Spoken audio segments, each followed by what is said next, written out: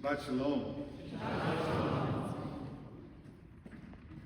After an introduction like that, my mom would have told me, just sit down and say thank you. But it truly is a great honor and a privilege to be here to celebrate an unbelievable milestone for you, but also for our entire movement. Usfartem lachem. Count the days, says Emor, our Torah portion we read this Shabbat all over, not just the URJ, the North American Reform Movement, but all over the Jewish world, wherever people might be. Tradition to count the days between Passover and Shavuot. Of course, we just finished the 33rd day of that counting, Lag BaOmer. But the practice grew out of anticipation. Count the days to something special. We also count the years, which is why we're here as we count the years to this milestone anniversary of this great and storied congregation. On behalf of the Union for Reform Judaism and the entire Reform movement, it's my honor to be here with you to celebrate together. I love the fact that Temple Beth Zion is 175 years, but our Reform movement in North America officially is only 152 years. So how did that happen? Well, it happened pretty easily because you already got your momentum before it was officially created. So of course you date back, because I can do a little bit of math, to 1850. But you began as a Reform congregation a few years later. And I want to just single out in 1864, which is a year, kind of echoes in American history, right? 1864 wasn't exactly a calm moment in the life of these United States, but that is when you purchased your building and dedicated a service where Rabbi Isaac Cohen, who was the rabbi then of Temple Beth Zion, and my predecessor, going back to the beginning of our movement, Isaac Mayer Wise, co-led that service dedicating that beautiful temple. It turned out that Rabbi Cohen spoke in German. Rabbi Wise addressed the congregation in English. Would it be okay with you tonight if I didn't do the rest of this talk in German? Would it be okay with you? I mean, if you insisted, I would, but I would really feel it'd be better in English, don't you think? Yeah. Yes. All right, we're going English. So a few years later, turned out during the tenure of Rabbi Samson Fogg, TBZ, I can go with the acronym, I'm here, I'm part of you, became officially a founding member of the Union of American Hebrew Congregations. That was our name before it was URJ in 2002. It was the Union of American Hebrew Congregations, founded in 1873. Now, know this. There were only a few dozen congregations there at the very beginning. But guess who one of those congregations was? You guessed it. You were there from the very beginning, which means, my friends, that this is a very special congregation, but you already knew that. Please know it's special to our entire movement. Now, we're not the same movement that Rabbi Isaac Mayer Wise founded in 1873. We've changed a few things. In fact, I just watched the 7 generations of his congregation. You've noticed we've changed more than a few things as a Reform movement. Founded right after the Civil War, when our country was coming apart at the seams. Sound at all familiar? Why did Isaac Mayer Wise want to call this movement the Union of American Hebrew Congregations? Why? It was after the Civil War. He wanted to bring our movement, our country, and our world together. It turns out that the Judaism of the 19th century is not exactly the Judaism we practice today. They believed that Judaism was primarily a religion. Today we've actually gone back to a more traditional notion that we are a people, bound together by history and values. And we're still here all these years later. What's the secret of being here for 175 years? Would you like to know? I actually think I have the answer to how you can not just keep going for that long, but also keep strength, keep commitment, keep a clear sense of why it exists. The key is you have to be willing to change. Change is one of the things that Reformed Judaism did at the beginning. We changed so much. That change has kept us alive. Not random change, but things that adapt to a new situation, a new moment. That is what's very, very powerful about our movement. It's also what's true about Temple Beth Zion. And one of my predecessors, Rabbi Alexander Schindler, he was a master of change. You may remember.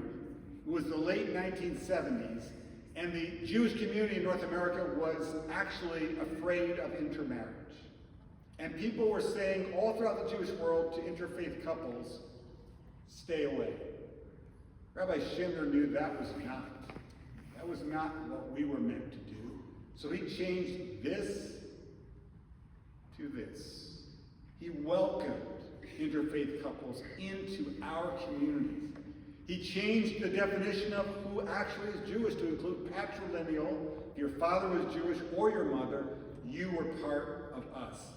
He said to the board in 1974, we're going to welcome LGBTQ people into our midst by welcoming the first LGBTQ congregation Beth Chaim Chadashim in Los Angeles. He was all about change that helped us be who we were meant to be. Now, almost all of our 850 congregations say something on their websites. I checked yours, you got it there too. It says, we are a warm and welcoming congregation. It's now pretty much everywhere. But it turns out that there are still people within our Jewish community who don't feel yet that they truly belong. And I remember a few years back, I went to visit one of our congregations, and I went with a senior staff member of the URJ. And we arrived on Friday night, and as we walked in, the person could not have been warmer or more welcoming. The person at the door gave me a prayer book and gave my colleague, who is an African-American Reformed Jewish woman who went to the same summer camp that I went to, was also involved in IFTI, gave her a brochure. The brochure helps someone who's not from the congregation or from the Jewish people know what is what. So it explains that the Ner Tamid is over the ark. It explains the prayer book. Who's leading this? It gives you very helpful things, but the assumption in giving that brochure is that the person who's receiving it is not part of us. It turned out my colleague could not have been more a part of us.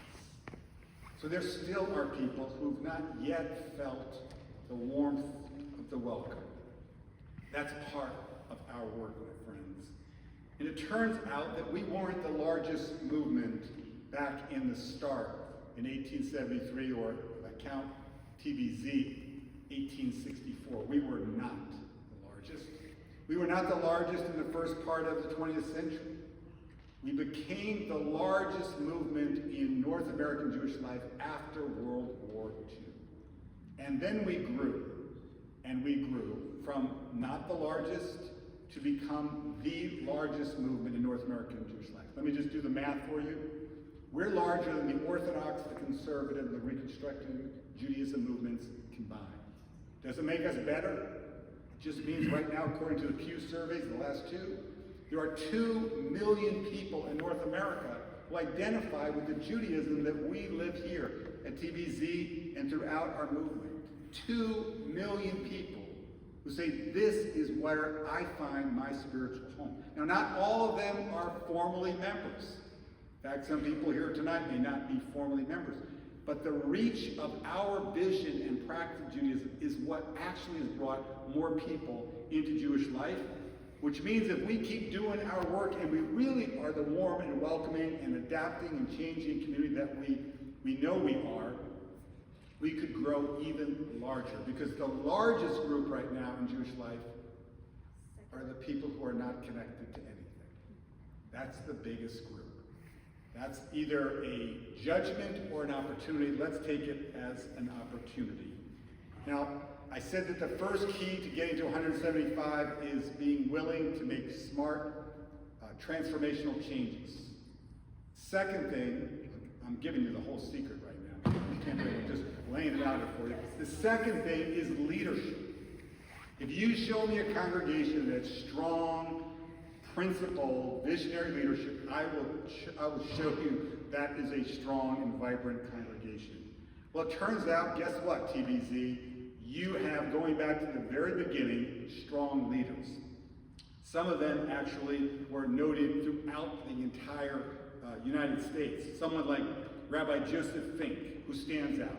We all know, anybody who studied American Jewish history, studied Rabbi Fink. Not only does he have that beautiful auditorium, which was set up, I think, beautifully today for something spectacular for tomorrow night, but he was known to Presidents Roosevelt and Truman. His voice reached beyond the synagogue, beyond Buffalo, beyond the Reform movement. It was a voice heard by people throughout North America.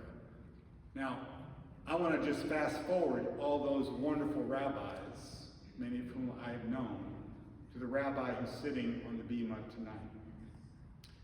You have a gem in Rabbi Jacobs. This is a man who is smart, kind, filled with energy and love for you, for our tradition.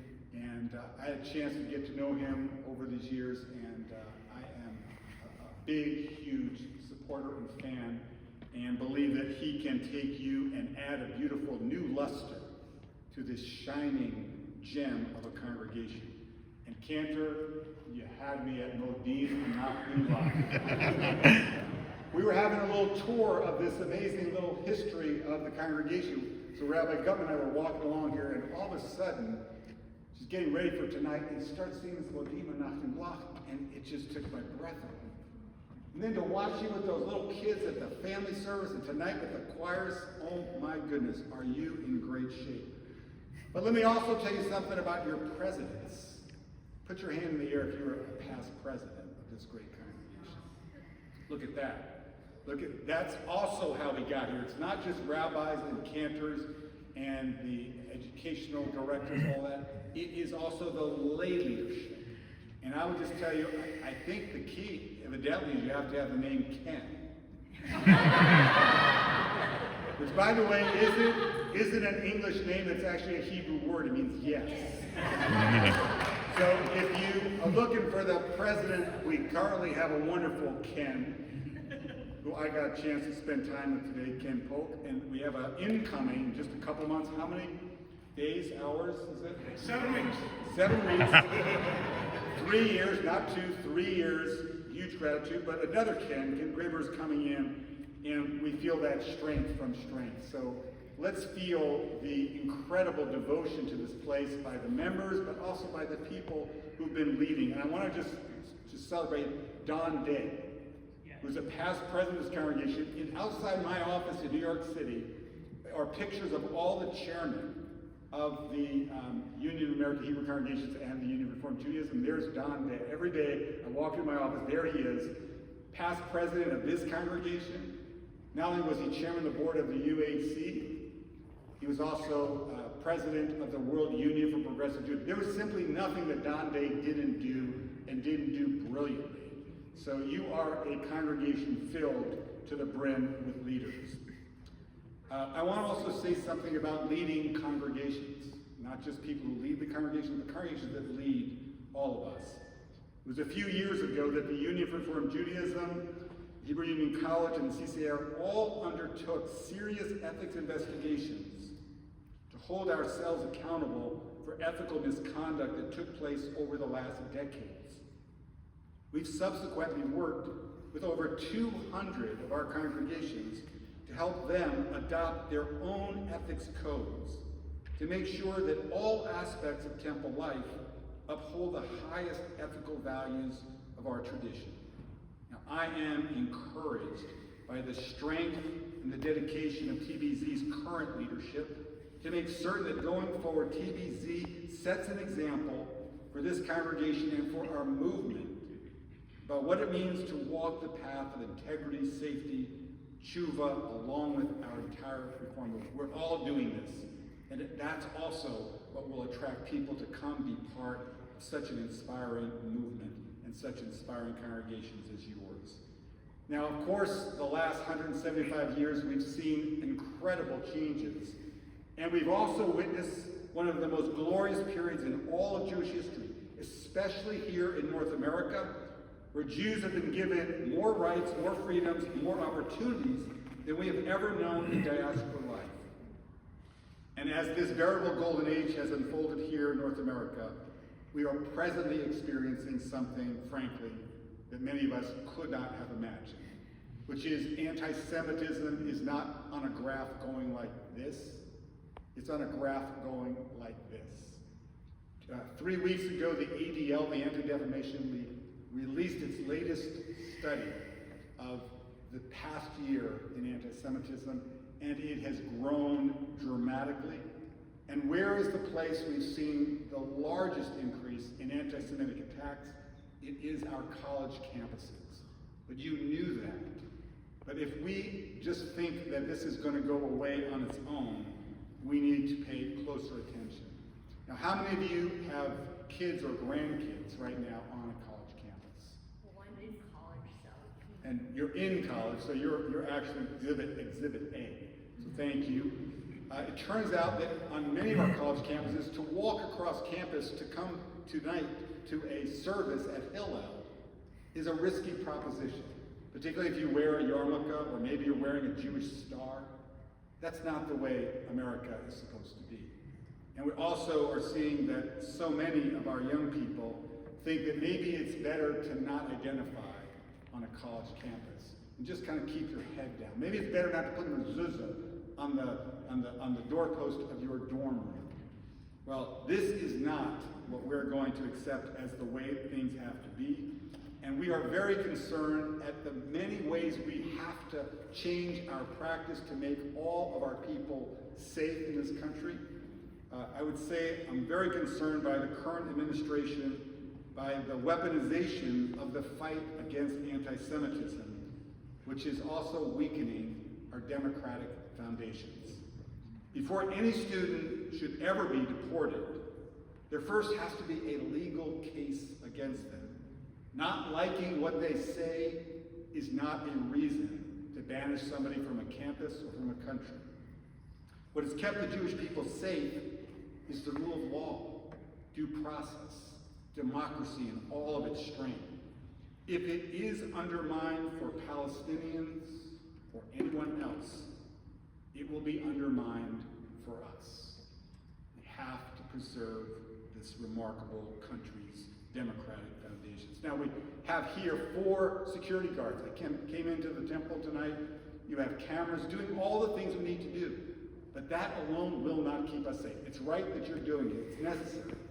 You also have to remember, how do we build the bonds with our neighbors so that we feel the solidarity? Do you remember after the Tree of Life shooting in Pittsburgh? Every synagogue was filled to overflowing, not just with our members. Our neighbors came because they wanted to stand with us. That is also part of our security. It's the solidarity we're able to build. Now, we've lost some of that solidarity in recent years, and you know why. October 7th was a watershed moment. And during that watershed moment, there were people who had previously been our allies and our partners in shaping a more just and more compassionate society and world. And some of them ghosted us, but not all of them. Some of them we can reconnect. Some of them will just move on. Now, we need them because we need to make the world what God wanted it to be, not just, keep going, but make it a better place. So a Parshat Emor tells us not only to care for the most vulnerable, but to do it in a caring way. The Torah commands us, "Uvkutzurachem et katsir artzechem." When you reap the harvest of your field, leave the corners of your field for the needy. Why do that? On one level, when I was a kid, I thought, why don't you harvest the whole thing and just give them the things that they need? Why would you leave it and make them come harvest it themselves? Well, you know why. I heard about your social justice program at lunch today, and it's inspiring because you want to make sure that the people who are most vulnerable don't have to lose their dignity coming to ask. But we do it with love. That's our Torah. That's Torah that you practice here, and you inspire us with that Torah. Now, social justice isn't only about caring with kindness. Also, it means changing some of the policies of our world and our country. The URJ, we've got a big commitment to social justice. In Washington, D.C., we've got the Religious Action Center. Here in New York, we have RAC New York. All of our New York congregations. Where are our congregations? Are they all, as some people think mistakenly, they're all around New York City? Well, guess what? They're not. They're all throughout the state. And here in Buffalo, you are very much a part of RAC New York. And your activism on behalf of the issues that motivate you, whether it be racial justice, civil rights, environmental justice, reproductive freedom, whatever it might be, this is part of our sacred work and what will make the world a holier place. So I'm coming to a conclusion. I know some of you are thinking, Rabbi, you've got to finish before our 200th anniversary. I'm not even going to get close. I am going to wrap up because I can hear my beloved colleague kind of whispering in my ear, just like going, Rick, it's interesting, but you got to I am. Last section, I just want to say a word about what was not a real thing in 1850. It wasn't a real thing in 1864, and it wasn't a real thing in 1873. We did not have a formal Zionist movement here or in the world. It grew later in the 19th century, and the early Reform movement was not a Zionist movement. We believed that we were going to change the world, and we didn't need to be focused on nationalism. Let's think about the universal. But we understood after World War II, we needed a Jewish homeland. We needed a Jewish homeland for us to be safe in our land and to regenerate our culture and our language and all those things. I'm proud to say we started out as not being a Zionist organization. Who do you think is the largest Zionist organization in North America? I'm going to give a wild guess. You, of course, know the answer. It is, of course, the Reform movement, and I'm proud of that. We're also liberal Zionists, so in our strength, we don't have exactly the same view of Judaism or what it means to be connected to Israel, but it's intense and it's important. So when we remember October 7th, I just want to say that so much of that trauma is still with us, here as well as in Israel. And you know that this week, of course, we had the last living American hostage come from Gaza, returned to his home. He's originally from Tenafly, New Jersey, but he's an Israeli and IDF soldier. And Idan Alexander came home. And there are still 58 more. We think at least 23 could still be alive. And so we're thrilled that Idan Alexander came home, but we're not going to rest until we bring them all home. This is a tallis was created just for the reminder on a daily basis that our family is in captivity.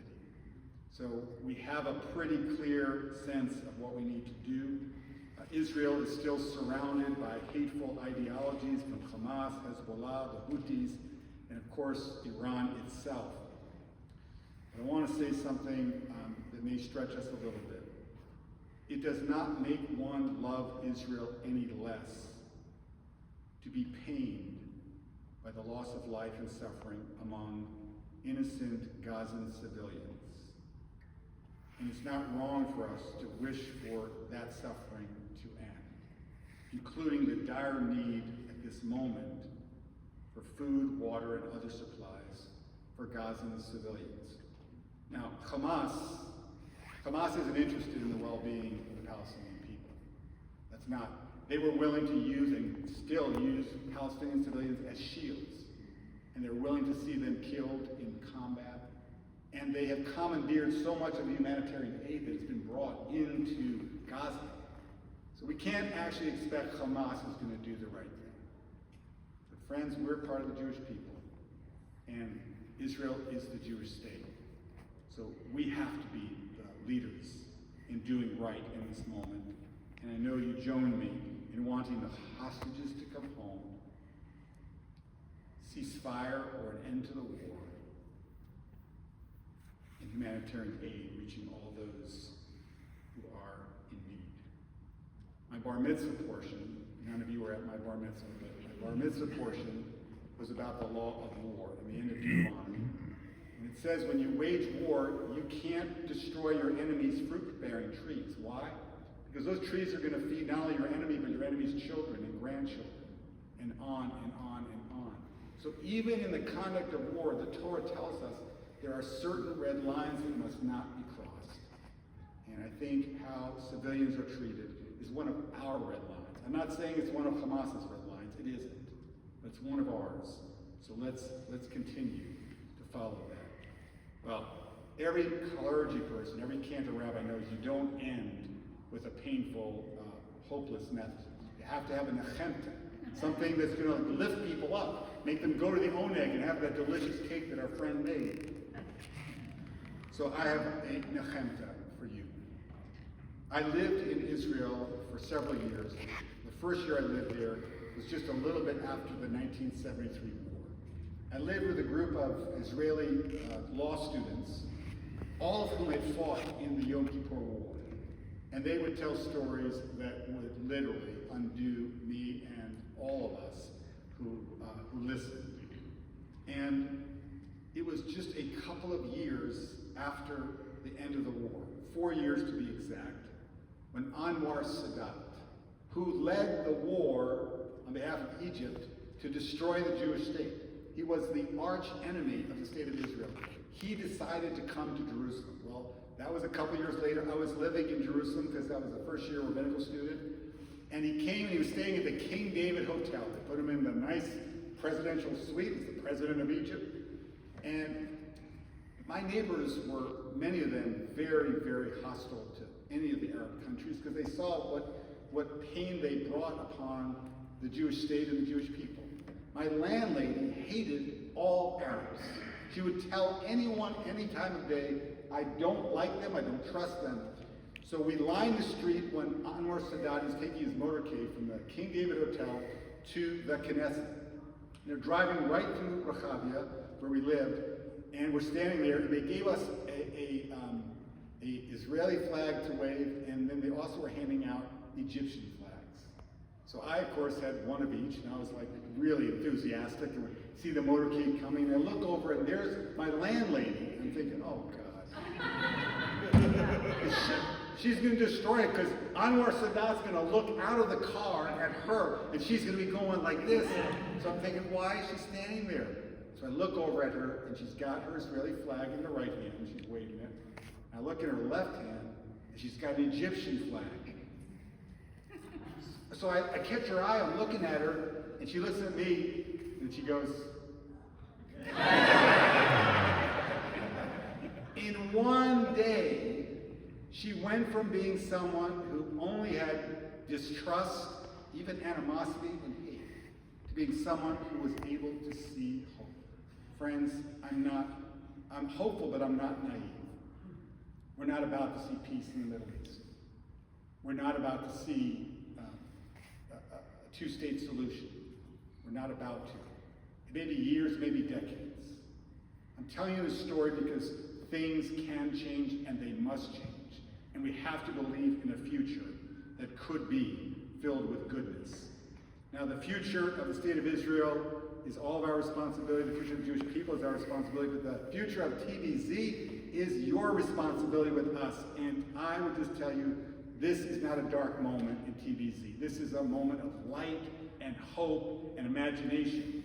This is a moment that you should savor because 175 years doesn't come around every year. And this is a time for you to savor this unbelievable milestone. Have pride in what you've done. Walk through and look at this history. Celebrate this history. Feel it and teach it. But please remember, this is not the end of the journey. I'm not here because after 175, it's been great. Okay, let's do something different. No. This is a milestone. It is not an end point. And I know one thing for sure. The future of TBZ will not look like its past. But here's something I also know for sure. The future of TBZ will be bright. It depends on each of us. Depends on our imagination, our ability to adapt and change and inspire and be creative and to hold this community together and to build bridges beyond this community. And if we do that holy work, and we will, and you will lead all of us with that extra light, I can only be excited to imagine the next 175 years. Shabbat Shalom.